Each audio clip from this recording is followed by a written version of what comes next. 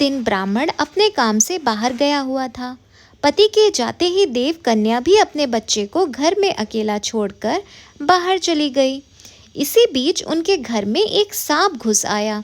इधर ब्राह्मण देवता का बच्चा आराम से सो रहा था, उधर सांप तेजी से उस बच्चे की ओर बढ़ने लगा। पास में ही एक नेवला भी था। जैसे ही नेवले ने सांप को देखा तो वो सतर्क हो गया। नेवले ने तेजी से सांप की ओर लपका और दोनों के बीच काफी देर तक लड़ाई हुई।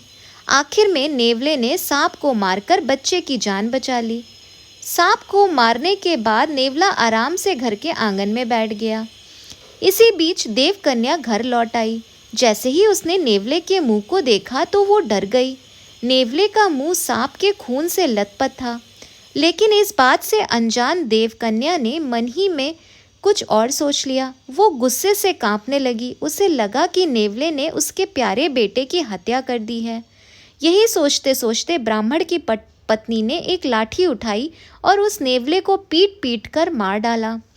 नेवले को जान से मारने के बाद ब्राह्मणी अपने बच्चे को देखने के लिए घर के अंदर तेजी से भागी। वहां बच्चा हंसता हुआ खिलौने के साथ खेल रहा था।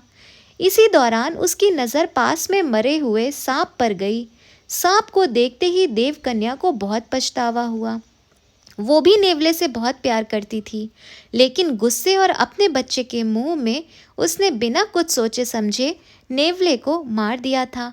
अब ब्राह्मण की पत्नी जोर जोर से रोने लगी, लेकिन तब तक बहुत देर हो चुकी थी। उसी समय ब्राह्मण भी घर लौट आया। वह पत्नी की रोने की आवाज़ सुनकर दौड़ता हुआ घर के अंदर गया। उसने पूछा, क्या हुआ?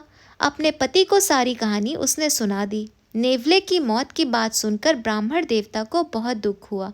दुखी मन से ब्राह्मण ने कहा, तुम्हें बच्चे को घर में अकेले छोड़कर नहीं जाना चाहिए था। तो इस कहानी से यही सीख मिलती है कि बिना सोचे समझे गुस्से में आकर कोई काम नहीं करना चाहिए। साथ ही विश्वास की डोर को कभी शक की वजह से टूटने नहीं देना चाहिए। तो दोस्तों, अगर आपको मेरी ये कहानी पसंद आई हो तो एक कमेंट करके ज़रूर बताना। वीडियो पसंद आ गई हो तो लाइक किए बगैर मत जाना, और यहाँ तक वीडियो देख ही ली है तो चैनल को सब्सक्राइब भी कर देना। Thank you for watching.